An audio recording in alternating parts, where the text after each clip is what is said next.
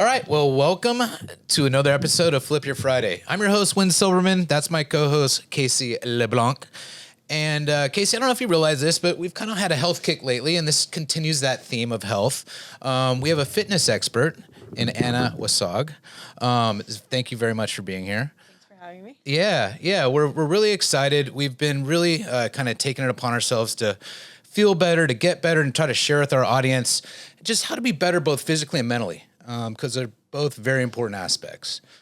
But with that being said, I mean, let's just give me a little bit about your background. I know you're from Chicago, but maybe just give me a little bit about your background and then how you got interested in fitness in general, and we'll kind of take it from there, if that's all right. Sure. So thanks again for having me. And I started 9 years ago, training other people, but I personally started my fitness journey 10 years ago. I was just thinking about that before I got on the podcast. So I was like, how long have I been doing this? So 10 years. That's significant. Consistently training, and it all started after a breakup, actually. So I decided to just start working on myself. Wow. Okay. So when you talk about training can mean a lot of different things for a lot of people. So tell me about strength training. Yes. Okay. So strength training, and what was your discipline? Was it every day? Was it double days? Was it? First, it was like once a week. Oh, okay. Just getting started. I wasn't really sure about form or what the equipment was used for. Okay. So you had not worked out at all? No, not really. So okay. I was involved in different sports like fencing, soccer. I fenced for 5 years. Wow. And, okay. So I have an athletic background, but I never stayed consistent. Casey, did you know that Northwestern actually has a consistently top-level fencing team? I don't know if you knew that, but being from Chicago Northwestern, Oh, yes. don't they have a really good fencing team? My dad was a landscaper, so the only fencing I know is like when you're dividing a neighborhood. No, it's very difficult. It's an Olympic sport, isn't it? Yeah. Yeah. I have a question because I want to harken back to something that she said that you missed. Yeah, harken. That's a Northwestern word. Listen right to there. this. This is very important, and I think that our audience needs to recognize this. You mentioned that you were almost inspired to get into this industry because of a breakup, Right. an emotional event. And there's been a lot of literature out there that kind of connects exercise with being able to fight off depression. And I just have a question for you. Was it a significant breakup? And what exactly was the emotion that you were going through? And why did you see exercise as a way potentially to heal? Or am I way off? So we're just going to pivot from exercise to the boyfriend and get right into the breakup. I think this go hand in hand. I mean, I'm interested. Totally. We're all interested. Yeah, talk to me. I want to know about this. Betrayed. So I felt like You got betrayed? Yeah. Okay. I felt betrayed and hurt. And so I was looking for ways to make myself better as a person. Instead of getting revenge or seeking, something outside of myself. How long did it take you for that process to happen from the time that you broke up till the time you just decided, you know what, I'm going to do something healthy? That I don't remember. Okay. Yeah. So in any amount of time. So you then decided, I'm going to take this upon myself to start strength training. Right. So you didn't strength train to want to beat him up. This was like, I'm going to get my mind off this by doing something physical. Focus on myself. Like refocusing that energy into something that's actually going to be. I think that's really important. For me. When you first walk into a gym, and forgive me if this comes across as sexist, but were you intimidated by it's a lot of men in the gym, especially when it comes to strength training? How are you able to just say, you know what, I'm going to figure this out, I'm going to do it myself? You had mentioned I was doing once a week. I didn't really understand what the equipment was used for. Did you do? You were self-taught at some level, and okay. And so what did you do? How did you? I had like 2 coaches in the beginning. I was prepping for a bodybuilding show, but in general, I was afraid of lifting near the dumbbell rack. Okay, because you were afraid because of the mirrors. No, just like the men. The men were always. No, not because of that. No, because what an asshole. I think you're a great looking gal. I don't know what she's talking about. It's really fucked up. You idiot. No, I was talking about form because you could see your form and you're just, it's a little intimidating. Specify. Okay. Come on. Yeah, okay, that one was on me. Okay. Sorry. I'm just going to let him go. No, okay, so you're at the gym. And so then fast forward a little bit now to how it goes from once a week into what it is today. What are those? I mean, give us kind of the quick and easy as to how you get to someone who now trains. You go from the anxiety of being in strength training and not really understanding exactly what the machines are doing or how to do it to now teaching other people? A lot of it helped me. So social media back in the day, there was a lot of different fitness influencers, and I drew my inspiration from Massey Arias, and she's been in the industry for a long time. Okay. She's like one of the top stars in fitness, but I learned a lot of movements from her and other fitness influencers at the time. This was before it became great. like a big thing. So I was following different videos. Then I started to learn about structure as I got certified.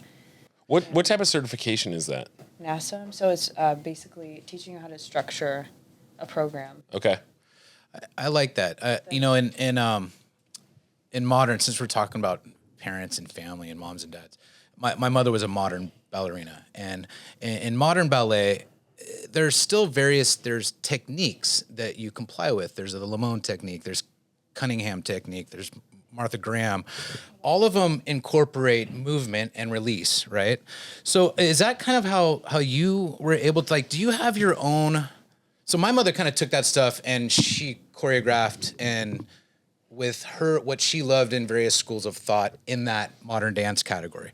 You're looking at training. Did you review all these different types of technique and have designed your own way of working out that tailors to that specific client that you have? Do you have a specific type of way of doing things? I do. I actually am very intuitive with my clients. I don't follow like a specific structure. Like I'm not very structured. I am structured, but I'm not.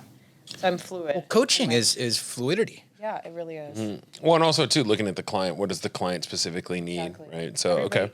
Like a lot of people are like, do you work with the same type of person? I don't, and I do. I don't know how to describe that, but some people have, let's say, an uneven hip, or someone has an injured knee, and they have to work around that and gain strength. Do they always tell you, or can you tell within the first? You can tell. Yeah. Through Just an assessment, like doing a squat, plank, for example, that'll tell me and reveal which muscles are where they're lacking, like atrophy or different. Like if you're off, like if your back Right, is yeah. you're leaning one different direction or the next. Okay, so It actually comes from habits, how they're sitting at the office or they're driving. I even find myself leaning over to the right when I'm driving, so Yeah. I have to like. be conscious. Casey kind of leans to the left and down like that a little the bit. gangster lean. I know. Yeah. I learned that when I was like 5 years old back in the 80s. Yeah, to survive.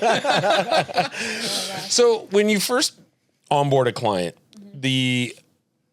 what are some of the questions that you're asking them? Because I'm curious as to what the mentality is when somebody comes in. I would assume most of your clients, the thing that probably joins them all together is that they want to get better, they want to improve something, or they want to have a different aesthetic or a mental feel to it. But when you're asking them questions as you onboard someone, walk me through what that looks like. So most of the time, people are very nervous. They don't know what to expect, or they feel like I'm going to judge them. Well, kind of like So the first time you walked into the gym yourself, right? Literally, yeah. So I treat them like that, and I try to make them feel as comfortable in the environment as possible. So that's like my number one thing. And then from there, like I try to approach them in a way that they feel comfortable enough to tell me, hey, my knee hurts, or these are the habits that I've been engaging in, and this is why I need your help. Are there any uncomfortable questions that you ask them, where people get like you're just forced to ask it? Are there any like interesting questions that someone if should? they smell like If someone's booze or- listening right now, like if someone's listening right now, is Like what kind of questions? what type of questions would you ask? Like, give me some examples of things that you're asking. So I'm asking, like, how many days a week are you training currently? Like, what are your activity levels looking like right now? What's a typical answer? They Not lie. at all, Oh, usually. are they pretty honest when they're? Yeah. Or some are runners, but they're not strength training. And I think in my opinion, you should balance out your strength, your cardio, flexibility, mobility, all of that. So you're doing that. Are you doing that in each particular workout, or is your method? We're going to focus today on strength. Workout. Okay, so you're going to take an hour and a half on a workout, or No, an hour. So in the beginning, we start with a warm up. It's typically 5 minutes just to get the body warm. And what are you doing? Give us some examples as we walk through a typical workout. So it depends on how the client is feeling. If, like, for example, their knee is hurting, I'll assign a different type of cardio. But usually a treadmill incline walk 5 minutes, and then that gets the body warmed up, followed by strength training or activating exercises. And how long does that go? 45 minutes. So you strength. yeah. The ending part is like just mobility, stretches, foam rolling, anything like that. Okay. So you're in and out in an hour. Pretty much. Okay. And I have some clients that see me for 30 minutes even. It's quick and effective. What's your sense? I'm always glued to social media. I get targeted, and sometimes I enjoy it, sometimes I hate it, right? But Yeah. there seems to be this narrative out there today that tries to fixate more on lifting than cardio. There's some school of thought about that.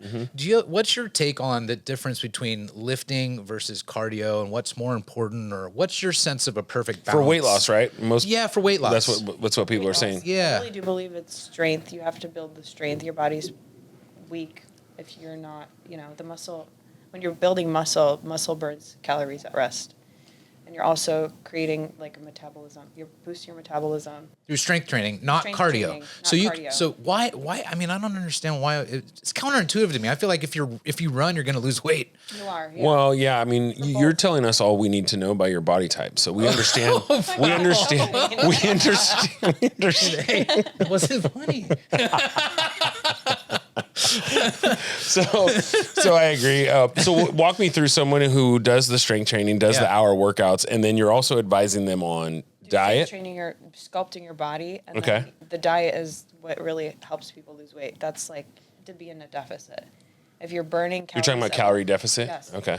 If you're not, if you're overeating, but you're strength training, you're going to end up bulking and gaining. How do you have people track? I eat all, we eat throughout the day, and we're always 3 meals a day. okay. Like breakfast, lunch, dinner. That's it. That's it. No snacking, because there was also too like a And part then like water. What about What was like also fasting and all this stuff though? Fasting does work. I actually did some reading up on So that. how do you balance that? If you're saying 3 meals a day, does that mean that I can actually eat 4 meals a day and I'm fasting one, so now I'm down to 3 meals? Or do you believe in like a morning fast, or how are you I incorporating? personally do fast in the mornings. Is it every morning or just like 3 times out of the week. But one thing I've noticed is women with our hormonal changes during the month, he actually has more similar hormonal changes to females than males, but that's a totally different subject. Keep going. I'm sorry. So since our hormones are a little bit different, men actually end up benefiting more from fasting then. Oh, really? Yeah. So it's better for you guys. And Do you it's fast? better. I do. In the beginning, I did not believe in it because I felt like I was trained from as a kid, your breakfast was the most important meal of the day. And I ate a good breakfast. It was nutritious. But then I started trying it and I feel better. I feel cognitively even, I feel more clear. But I don't always do it. It's intermittent. I don't do it every day. Sometimes, but my idea of a breakfast is either a couple eggs or a nice health shake. I don't do any more than that. And I think coffee's really important. Yeah, I do coffee. Yeah, I do coffee. But that's the only way for me to get to the deficit is if I skip one of the meals, and then I'm just using my window of 12 to 6 or 7. Yeah. And then I'm fasting the rest of the time. Yeah. Are you fasting regularly? Yeah, every day. Maybe one day in the weekend where I won't, if I'm hungry and I'll eat breakfast but that usually is 6 out of the 7 days. Is it usually the morning for you only? Well, I mean, I have the window, right? So I'm not eating 6 after hours. 7 o'clock, Yeah. and usually I eat lunch somewhere around 12:30. Yeah. That's Wouldn't you agree that your body kind of accustoms to the schedule? At first, it's hard. At first, it's hard. Oh my gosh. Yeah. I need food. But then your body adjusts. Have you done there's also like a lot of research in what the trend is now is doing a water fast. Have you done anything with fasting? Done any type of water fast? Water fast. So, because Where you're just having water. Shrink because you literally have no water in I you. honestly don't believe that's healthy for women. We need body fat. Interesting. A little bit of body fat. Interesting. So there's the science behind it is if you between 5 and 7 days, it kills. And again, don't quote me, but it's like 60% of the cancerous cells. I So heard about that. yeah, so there's a lot of science behind doing That's these what water you're doing fasts. like a real 7-day thing, right? Is it Just water. just water? So Yeah. it's not really it's water fast, but it's actually you're only drinking water. Okay, that's a water fast. Well, yeah, but somebody can interpret that as you're fasting from water. I still think your body needs some kind of vitamin. So having bone broth or something Yeah. is a good Bone when you're broth is fasting. really important. Actually. Yeah. Super.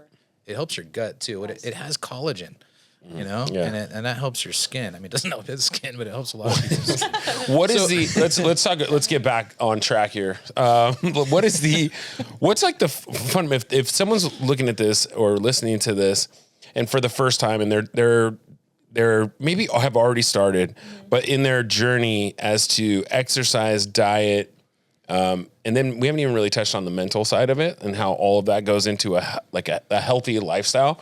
What would be some maybe one or two, maybe three pillars as to the most important thing that you're going to want to make sure that they take away from this interview? As far as training? As far as all of it, like what are the pillars? Like when you say like you build a house from the foundation up, what are foundationally the things that you're like, hey, I want you to focus on? Consistency is number one. That's the first thing that comes to my mind. Okay. A lot of people have a hard time with consistency, and it's because they haven't made the decision in their mind.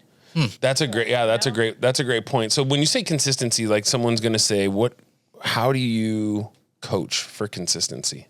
Habits. So creating a schedule for yourself. Like, let's say the only time you have available is in the morning. You have to get yourself disciplined, and that stems into consistency. Yeah. So And just like the fasting, your body's not used to it, but over time, like, you just get used to it. It just becomes your... It's habit, virtue. Habit. It's a practice of good habits, right? If you're being virtuous, you're exercising. yeah. Exactly. Yeah. Okay, so consistency is one. What are some other things, pillar-wise, that you would say foundationally are the keys? For weight loss? Well, Just in general. for health. Yeah, for health. As you're coaching... If someone's walking into you, they're obviously, they want to get better. They want to look better. They want to feel better. And you offer a blend of both fitness and nutrition, right? So if someone walks in and they say, look, I want to get better, you're saying the first thing is, well, you're going to have to be consistent, right? And there's a mental component to that. What else is there when you're helping coach someone they want to get better, they want to look better, they want to feel better? Like accountability, show up for themselves, get other people involved. When you say accountability, are you talking about have a why, like have a reason why you're doing it, and that'll help you stay consistent? Are you talking to clients about that? Not really, no. Okay. I don't know if I really believe in the why. Actually. Really? Yeah, because I don't really have one when it comes to fitness. I just go because it's a habit and it makes me feel good. Okay. I guess it's a feeling. That's a why. Well, that's quite a why. Look at us. We're uncovering some things here. Good. Okay. Let's go back to your breakup. No, I'm just kidding. So what are ways in which you get your business clientele? We know kind of what you do, and we'll continue to jump back into that, and maybe more specific to questions that we have about workouts and so forth. But how do people find you? How do you find clients, and what does that process look like? So right now I'm finding them through Google. And Google Ads or? No Google Ads, it's all organic. Oh, I actually okay. had one of my clients help me with ranking it a little higher. Oh, okay. So if you type in personal trainer Little Italy. Your SEO's up there a little bit? Yeah. Okay. So I'm working on that. Okay. Optimizing it this year. That's one of my goals for this quarter, actually. Oh, cool. cool. And I saw you had a website is settleless.com. Settleless.com. Settleless.com. Okay. And then a podcast and a website and social media. How do you, and are you a solopreneur or do you have a team with you? Right now, solo. Solo, But I'm okay. looking to hire soon. Oh, you are? Okay. That's cool. I need help. So you're doing all the content creation on your own. You're I doing, have friends who help me film, but as far as like editing, I love editing. oh, really? Social media, I like all of that. Really? Yeah. I enjoy it. What about venue? Like, do you if you're a hairdresser, for example, there's two ways to do it. You either buy a whole salon, or if you're a solo practitioner or a solopreneur, you actually rent out a space or have some sort of agreement with the gym. What do you do? Where's your venue right now, or where exactly do you practice? I come to my clients' homes. Oh, cool. Yeah. Well, that's Oh, wow. huge. Travel to their homes. So how do you do that? Like They if have somebody, they all have home. gyms Oh. in their apartment complexes. Oh, okay. Yeah. That's Where I train them and I see them consistently. Okay, so let me ask you a question. This is kind of veering off a little bit. So if you go to someone's home, it's first time, right? And let's just say they meet you on social media. Are you a little bit nervous, like as a young, attractive female walking into someone's I home? usually have a phone conversation with them. Oh, you do? Yeah, Okay. pre-qualify them. And you're basically like, hey, walk me around, make sure that there's we're going to be in a safe place. Exactly. Yeah. Oh, yeah. I've never had an instance where it was Like where it was weird. Yeah. Yeah. And typically it's women who I see. Oh, okay. Yeah. And they have You know what I love about that way of doing business is that you've kind of, you initially shared with us when you first got into the gym, you had nerves, right? But if you're creating, not unlike a physician used to do house calls, if you're doing house calls, you're almost eliminating that huge first barrier to entry in your business. Showing up. Yeah. And I think to your house. you're yeah, which is which I think that's actually the a other way thing to too- solve a big problem that It's a you big shared problem. with. Exactly. Well, also too, right? There's the accountability of paying, right? So if somebody's paying for something, they're way more likely. If someone's paying and someone's actually coming to you, the likelihood, I don't know the percentages. Have you ever should go knocked on a door and though. they just want to open the door? Like, Yeah, they're like just right? sitting there watching a movie. Exactly. Like, fuck off, eating the popcorn. They're not like that. I have really disciplined clients that are like on it. Have you ever Very fired a grateful. client? Ooh. I'm in the process of doing that. You are? Can we do that on Please live? do tell. Can we do it live? Names Why? included. Everything. Right now. Address, phone We're not number. doing No. that.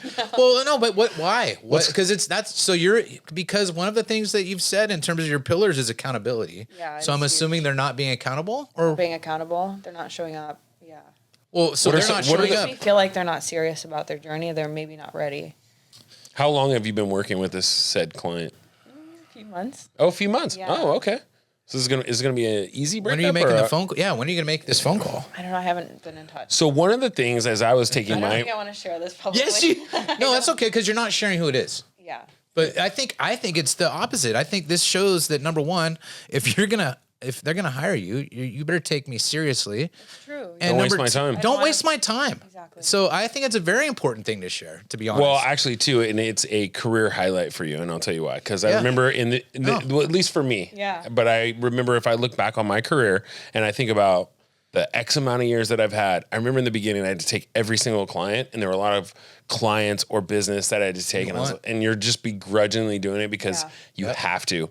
And there was a inflection point where I remember firing my first client and the liberation of going, you know what? I don't need everyone. I don't need every client. I don't need every dollar. I want to make sure I'm doing business the right way and that right people. with the right people. And that's 'cause a it luxury. fulfills Make you feel you. good. That make you feel good because Exactly. part of it is you're giving something to those people. Energy, your time. Exactly. Your focus. It's So a- congratulations. Yeah, it's really it's a big It deal. is. It is It's a very big deal, yeah. In my category, in sports agency, you don't like every client. Sorry, some of the clients, but you don't like everybody. But if you can afford to say, "Hey, I don't like you, and I know, therefore, I don't want to work with you," and it may not be a personal thing, And it may not. Yeah, that's what I was saying. It might not not a- even be like. Yeah, it tolerates. There's not a fit. There's actually two of them that I think. Okay. so you know, All it's right. coming Now we're soon. Now we uncovering have a some list. things. We're Now gonna we be okay. I can speak about one of them. Thank He you. Is Thank you. very makes very disturbing comments. Oh, okay. Yeah, so it just makes me feel uncomfortable, and I'm on the verge of just cutting. So that's interesting too, because how do you, as a solo practitioner, right? And what Casey's speaking to, you do have to, when you're first building your business, tolerate, but at the same time, there's this underlying sense of dignity and respect. Well, actually, that's not true. So there is not when you're early on. That you don't have to tolerate ever. No, you don't. You don't, and you shouldn't, right? And Yeah. like some people do, and they can tolerate it depending upon the level. But once you start there's a to, level, right? That's what I'm saying. There's always a level. There's a line that but you don't actually you don't ever have to take that. cross. But who defines that? Best do. practices? You do. No, you do. Yeah, 'cause Yeah, you you're the person who you're the defines boss. that. Absolutely. Great. Yeah. But even like with that mindset, you can also apply that into life too. Yes. You know, who Absolutely. you get to put your focus into and give energy to. Totally. In every circle, yeah, in every facet. Sometimes it's I know in my coaching experience, right? We're sitting at a group of CEOs, highly successful, right? All running very growing businesses. They're all changing the world, and these are CEOs that care. If you're in coaching, you care. And I remember, I'm still active in it, but I see these CEOs. They're in the middle. You can't see the forest through the trees. When you're in the thick of it, sometimes you're just like, you accept things that you normally wouldn't accept. So it's easy. Like if you were sitting here, like immediately when you said, well, they say certain things, it makes me feel a certain way. Well, then you're just like, well, fucking cut it, you know? But sometimes it's hard to actually go out and execute when you're doing it. You're like, you see so many other things within the relationship. potential, yeah. Exactly. And you want to, as a It's just coach, like a finite little thing. yes, but at a certain point, you just have to cut. Continue to set boundaries, and that person keeps overstepping. I think that's where you draw the line. That's where you should draw the line. A lot of times people don't. right? And that's true. when they just drag it on and on. What about, and I think this is on point with what your guys are talking about, drawing lines, but as a coach, there's the old school thought of coaching, which is you tell them that they're terrible, and you're hoping that they succeed. And there's more of a new school thought where you kind of embrace and you encourage and you motivate. Carrot or the stick. Yeah. How do you tailor your coaching technique in terms of encouragement or discouragement based on the mental fitness of a client? Like how do you go about doing that? Because sometimes people respond to positive coaching and sometimes people respond to negative coaching. I have a combination of both, but I think for me, it's more motivating. Okay. I motivate them and speak good, positive things to them. You're into the positive. I remember If Coach. they are late or like they do something that, for example, text me last Yeah. minute, hey, I can't make the session. I let them know like hard boundaries, like don't be late, kind of thing. Set the tone. I don't want to make this about us because it's certainly about you, but I do want to make sure we do as we're about them. as we're talking about accountability. It's always about him, by the way. Just so you know, this whole podcast is about him. Is it really? I've been trying to get it about us. No, we're almost there. We're gonna almost do. there. You and I can help with some accountability today. So let's use an example of let's just say there was a 1:00 meeting today, Right. and at 1:05 there was no text message and the person wasn't there. Then all the way up until 1:09, there's just crickets. Do you take the meeting, the 1:00 meeting, or do you tell the said person who seems to be right to your right? Or do you tell him? I give them like a 10-minute grace. Oh, you period. do? Yeah, I think 10 minutes is fair. I don't give 10 seconds. 10 minutes is fair. Anything Especially past that, if like, let's say their building doesn't have a functioning elevator, for example. It Right. takes a really long Yeah, time well, for if you're- the doors to close. Exactly. This is- Like, you Happens all don't the know time. what exactly is. Yeah, well, let me tell both of you then that there's a level of accountability to yourself to show up 15 minutes early to account for elevators Yeah, that's fair. or weather That should or be- traffic or certainly- every other certainly in excuse you've sports. told yourself. So he was 10 minutes late for a meeting, and I was furious. 9 minutes. I Yeah. was 9 minutes. Yeah. And you were on the phone for 4 Yeah, because I'm not going to just sit there and wait. Well, anyways, I'm like military. I am like military with too. being on time. You are never to be late. Because you know what?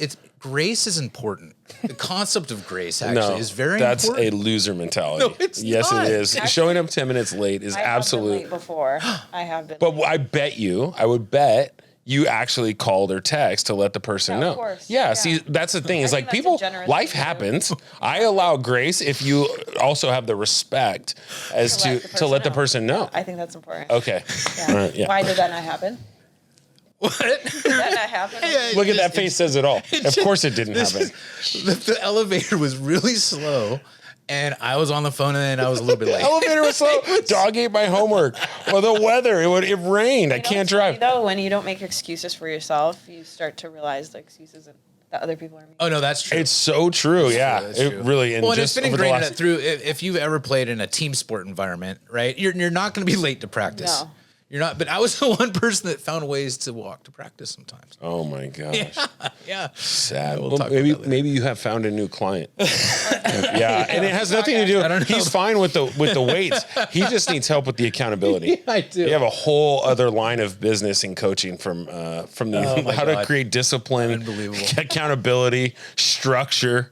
Yeah. Speaking of which, let's get on to. I mean, obviously, you because you're a sole practitioner, you're always looking for what's new, right? Or innovative techniques. What out there for you looks like it's trending, or if is there anything you see right now in the marketplace of fitness that is trending to you, or that you're saying, this is interesting? So I actually have, I do see some clients that don't have gyms from their apartment complex. I see them at Balanced Fitness and Health, which is they have like 3 locations: La Jolla, downtown San Diego, and Little Italy.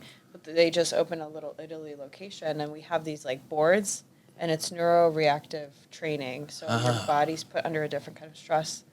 The platform like moves side to side. love forward, that. Back. You can do all sorts of different movements. That's really interesting. Yeah. In San That is super Francisco, cool. there's That's super cool. There's a Dr. Azolino that works with the 49ers, and he's a neurochiropractor. So So he works with the neurology and balance, and there's all these different exercises with your eyes and brain that help your coordination, for example. Do you find that with balance? I think that's so cool, and I think it's something that, as you mentioned, it's up and coming. It's new. What's it called again? Balance. Oh no! So the name of the gym that I see my clients Yeah. sometimes is Balanced. Oh, Balanced. The actual board is called Reacts Training. Oh, okay. And that's so. you're implementing that into your training. Yes. So it's not a new gym. It's just The gym is new. The location, physical location. But the equipment, the concept is you're blending neuro with physical, Yes. right? Very cool. Mind, body. Yeah. So it's like moving. For example, you're planking. If you're planking on a regular flat Yeah. surface, you only get so much. But if you're But planking on and this, all your muscles are Where it's moving. stabilizing. yeah, Interesting. exactly. you're using muscles you don't normally use. Got We it. also have a treadmill that does the same thing. It moves side to side. So you're teaching your body to just. I feel like I'd Yeah. tear my ACL. You would. We would be limping. It would be the last 1 minute. first client that has to get surgery immediately after. So I sad. Injured a client. What is just work out with him. what's the youngest client you've ever worked with? That's great. 6 years old. Wow. Whoa. She's amazing. What's the oldest client you've ever worked with? 73. Oh, so there's still hope for you, right around his age. Thank you. Yeah, I appreciate that. So that from that variance of age, what are similarities in the way that you worked out both of them, and what are complete stark differences? The main difference I can think of is posture. With the elder demographic, their posture is a lot harder to correct. Because once the spine fuses, Well, and When the they have lack bad of calcium, the They have bad habits, right? 73 years of bad habits. The 6-year-old is they're pliable. They're new. They're so new to the world. You could probably train them. To get them young. I mean, a lot of even sports agencies, they start actually by having their own training schools, right? Yeah. And try to develop that. Well, when I think when we were growing up, strength training was kind of frowned upon until you're You'd maybe stunt your 50, growth. until you're I don't after think it does. after No, puberty. they would I think so say, too. they would say. But if you're just really light, right? You're lifting things, but just really light. Is that right? So it's strength training, but it's heavy strength training is where you still want to prolong that until later, or no, anything goes at any age.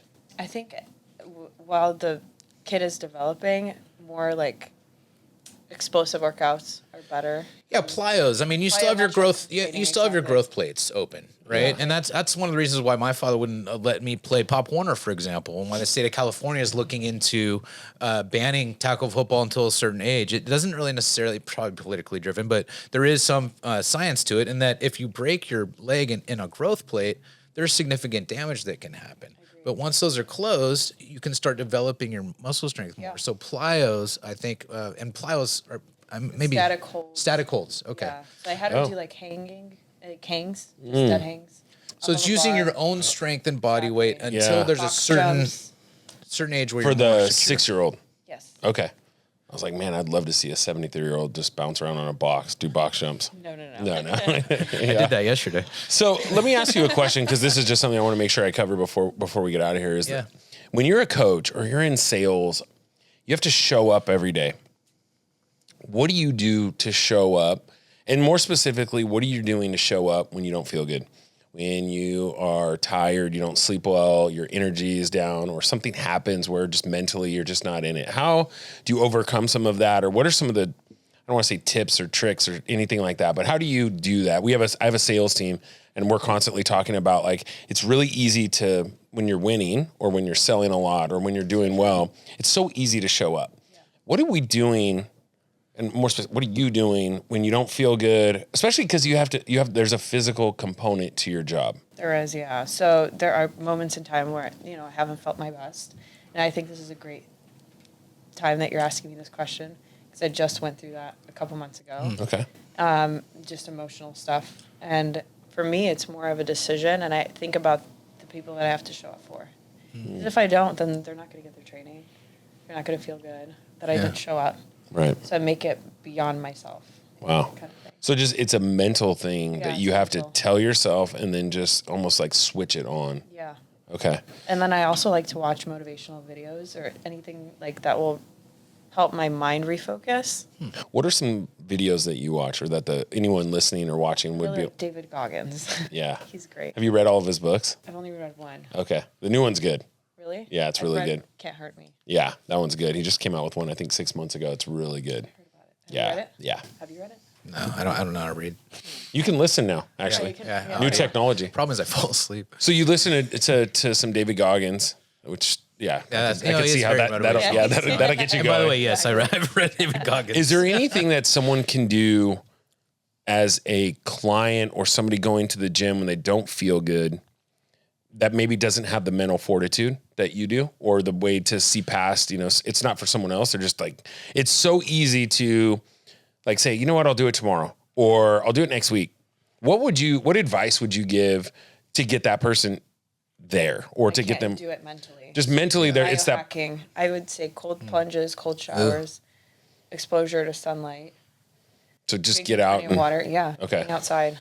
Nature. Interesting. No, topic I'm saying too. what I guess my question is when they know they need to get to the gym, or they know they need to exercise. Would you say that too to get them to go, or how would you say? Because your solution was I mentally can just turn it on because you have a client, they're paying you. But for somebody who's knows they need to go to the gym, or you've told them, hey, I need you to be at the gym 4 times, and they're like, I just don't want to do this. I want to watch TV, or I want to watch Love Is Blind. Like, what are you? I knew you were I had to weave that in there. It's so good. It is a good show. It's so good.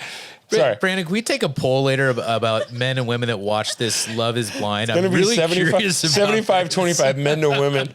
Men are all over this thing. I feel like men are, yeah. Hand in the air. I'm guilty. Yeah, I'm really guilty. Okay, so no, I think there's a question I'm fascinated about is how do you advise or coach someone to do the thing that they know they need to do, but they don't want to do, and it's really easy because no one's holding them accountable. It's just themselves. Well, it's kind of hard for me to tell the person watching, but with people that I have a close relationship with, they typically listen. They're like, okay, you're right. Like, I do need to go. Well, what would you say if somebody has that self-doubt? Because they have to do it within, right? It's not something you could just tell them. Is there anything that you It would be self-worth, working on that. Self-worth. Yeah. Okay. I feel like you're not worthy of feeling good. You're not going to do the thing. I think the one thing that I do is I just go. Because I think a 20-minute workout, just going, once I get to 20 minutes, I'm like, I'm already fucking here. Showing up. I already, honestly, like, the thing that drives me nuts about working out is getting ready to work out. Yeah. Like, just finding the clothes, putting the clothes on, and driving there. I'm like, once I'm there, I'm like, I've already done 50% of the work. I'm like, I'm not going to just leave after 20 minutes. You just got to get your ass through the front door and turn on some Metallica. Black album. Yeah. It's impossible for me to. I've never heard that. Metallica? Metallica. Metallica. Yeah, it's You ever good. heard of Metallica? It's before I'll send it to he's you. aging himself. It's okay. It's a What are you rock talking band. about? They're an ageless heavy metal band. So are you. Ageless. So are If you listen to the Black album, Metallica, it is That album was produced, by the way, 20 years before you were born. Just so you know, just so we have a little context of what's going on here. he is not wrong. But Metallica still sells out every They do. single No, venue. they're an amazing I feel like band. I've heard of them, but I don't know. Yeah, your dad would know. Your dad would know. And I'm sure if you guys want to go to he'll take you to a concert, possibly even, just to expose you to this cool band. Pal. I'm going to say, I will send you some classic. I guarantee you've heard of it. Yes. The idea is Classic motivation. Metallica. I do have just to keep on this not feeling well. I do want to have a nuance here, though. There's one pet peeve that I have going to a gym is if someone is sick, clearly sick, and goes to the gym. So Just wear a mask. Where do you don't you start? But where do you is there a sense of responsibility as anybody who goes to the gym? If you're sick, do you stay home, or is this part of no, I feel sick and therefore I'm going to go to the gym? Where's that balance? Do you want my answer? Okay, you go first. I would say go outside and take a hike, go to the beach, do something more. But don't go to the Don't gym, infect other people. Yeah, exactly. sir. I would say for you to wear a mask. That's for you to be safe. Yeah. Are you really promoting mask wearing? Absolutely not. I just want to see you in a mask so I can judge. I really would too. I think it's an okay question. I think the only issue that I have with it all is that because of COVID and because of this hypersensitive world that we live in, we've stopped performing when we don't feel good. So this point of, are you hurt or are you injured? Yeah. Are you sick or you do not feel well? Because if you don't, I'm so passionate about this. I get so fired up when someone doesn't feel well. Wait till you finally listen to Metallica. You'll understand who he is. It's gonna fire you up. You're gonna be like, yeah. A new jam. But it's the sick versus not feeling well that drives me nuts. Like if you don't feel well, you show up, you work out. Like that is different than being sick. If you're genuinely sick, Stay home. Stay home and rest. Actually heal. Get some sleep. That's healing too. well, I think being sick, you still got to move around a little bit. He's Don't listen to me. He's a little. I actually do continue to move and exercise. I think that helps. Yeah. Unless I'm feeling like completely drained. Yeah. Well, feed a cold Like you are starter literally on your death. Like it has to be. I'm on my deathbed for me to like lay down and just completely like go. COVID knocked me out like that. Did it? So COVID knocked me out for 4 hours, and then I was like, I gotta move. Knocked us out. Yeah, we caught COVID together. Yeah, we did. Don't you start There's a it. patient zero that we won't talk about, but it wasn't us. All right, so we've got about 5 more minutes. We got time for a couple more questions. Fun stuff. Yeah, some fun. Let's do some fun stuff. So tell us a little bit about you, the person, not just the the athletic, where? the diet. Chicago where? Edison Park. Edison Park. Is that west, north? West? North. Yeah. You've been out in San Diego for how long? Going on 7 years. Favorite part about San Diego? Hiking, being able to hike and like just being outside in nature. I would imagine the love to weather. tan. Would you ever weather. go back to Chicago? Never. And it's because of The cold. right, but the summer in Chicago. It's beautiful. I love the summer there. But there's no way the winters aren't worth it, Honestly, right? do you guys agree that San Diego's kind of boring? Like if you want to do something fun, like That's interesting. I think it's boring. Okay, define fun. Yeah. What is your idea of fun? For example, like the club scene in Chicago is way funner. Oh, absolutely. Way more fun than- Well, it's a lively. standardized club. It's if you go to Chicago, Miami, Las you're right. Vegas, there's a standardized concept of what a club means. In San Diego, the difference is it's almost a destination town. So there's more of the focus is more. This is my opinion, and the reason why I have fun here, but I understand what you're talking about. Yeah. Like my idea of fun is sunshine, barbecues, and pick up basketball. Fun for me too. That's Back in the day, that was like my right. But they don't have that social scene that is more specific to what you're talking about in Chi-Town, which is like, I don't know many places other than a couple downtown that But there's have bottles of everything. this. I would say, and you can agree or disagree, but there's a lot different in San Diego than you would see in some of these more urban. Energy is different. The work ethic is different. San Diego is just a different vibe, more of a beach town vibe. it So you'd is. probably get Everyone's, like, more. really chill. You'd probably have more fun in What Pacific about- Beach or La Jolla at the beach than you would at a What club. about in weather downtown. though? I'm interested. Weather. I would get playing at Northwestern in Chicago in February. The weather, it's so cold you don't want to work out. Yeah. Or go out, right? go out, You don't right? even want to go outside. Would right? you say that weather can help or hinder your fitness in general? I definitely do believe it does. Yeah, of course. It has to. During the wintertime, people can cover up with layers. They and lose their layers. shape. I mean, really everyone do. loses their shape, but you know. But you notice, like, if you go travel back to Chicago, everyone's overweight. Not everyone, but most. Well, they do. majority. They let it go for a while because they can cover it. Diet is different out there too, right? really Oh, is. it diet totally is- is. It's fascinating. Yeah, it is different. But Yep. another thing is, like, waking up early here in San Diego, when you try to go get lunch at like 10 o'clock, everything's closed. Yeah. Yeah. It sucks. Yeah. That's the That's flip true. side. That But is if true. maybe there's a solution for that. Maybe we start a fitness nutrition restaurant that opens early for lunch. We never know. Great. Niche right there. New Well- business for you. Well, thank you very much for Yeah. coming. This has been a lot of fun. Yeah, we have spent the last couple of episodes diving into something that's been a little bit different. A lot of this podcast has been about mindset and overcoming adversity and some of the stories with people that have done amazing things on how they've rebounded after something traumatic has happened. Yeah. And the last couple of episodes has been about, what you're ingesting in your body from a supplementation or peptides or things Health that and you wellness. can health. Yeah, a lot about health and wellness and exercise and diet is one that we haven't covered before. So Yeah. thank you for giving us. for having me. Yeah, That's it's been awesome. It's been really fun. yeah. And I'm really sorry about that breakup, but congratulations on your win. Thanks. All right. Well, that'll wrap it up. Casey, thank you very much for being here. Thank you very much for being our guest. I want you to know that you can actually download us on every particular platform out there. That we're on YouTube, we're on Instagram, we're on every possible channel. So please like us, download us, do whatever you want to do. And that's another session of Flip Your Friday. Thank you very much. Thank you. Awesome. Thanks.